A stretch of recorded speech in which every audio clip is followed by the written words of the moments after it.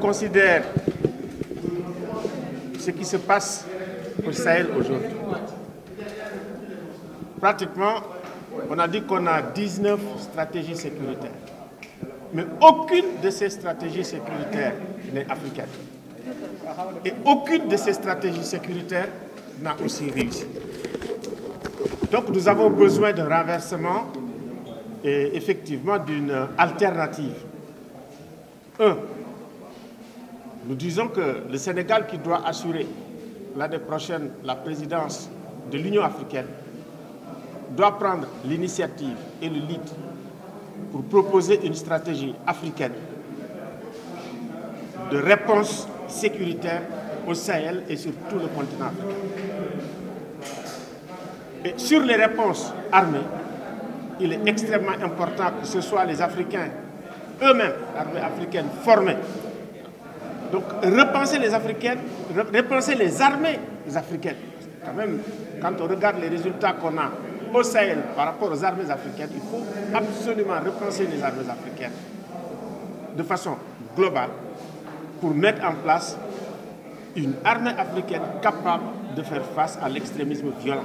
Et ça, au regard de ce qui s'est passé en Afghanistan et de ce qui se passe au Sahel aujourd'hui avec le retrait, si vous voulez, annoncé de certaines troupes. Il y a déjà le Tchad qui part et il y a déjà une recomposition qui a été effectivement annoncée aussi par le Barkhane et la France. Donc, il faut absolument éviter qu'il y ait un vide après ces départs, parce que ces vides-là, ça va encore, si vous voulez, aggraver la situation sécuritaire et la protection des personnes civiles. 2. Sur la question du terrorisme, il faut absolument qu'il y ait un débat qui soit large. C'est-à-dire que quand vous prenez l'initiative d'une loi concernant le terrorisme, il faut que le débat soit large et que la question du débat sur le terrorisme, de la lutte contre le terrorisme ne soit pas politisée.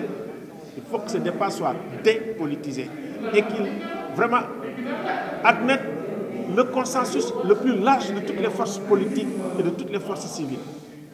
Je pense que c'est extrêmement important. Ça, c'est le deuxième point que nous avons effectivement soulevé.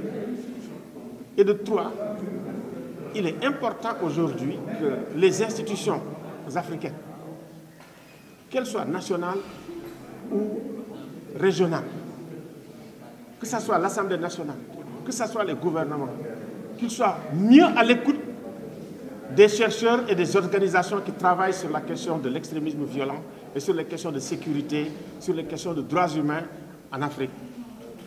Il y a certains pays qui le font, qui les écoutent. Parce que cette histoire ne concerne pas seulement les gouvernants, ne concerne pas seulement les armées, elle concerne la société civile, elle concerne les populations.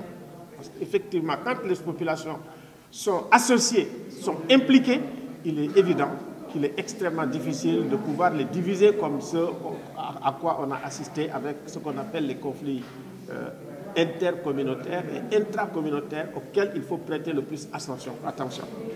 Parce que les conflits intercommunautaires, ce sont les conflits qui effectivement produisent le plus de violations des droits humains.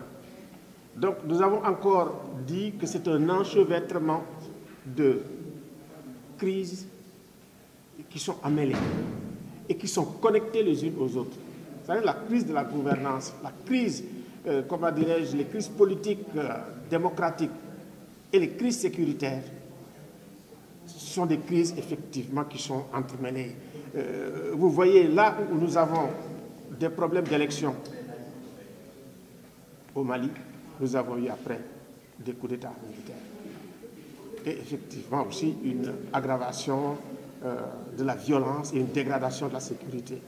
Là où nous avons eu des élections au Tchad qui se sont mal terminées, on a eu également aussi pratiquement presque un conflit armé qui oblige aujourd'hui pratiquement le Tchad effectivement à retirer ses troupes de l'Iptako-Gourma.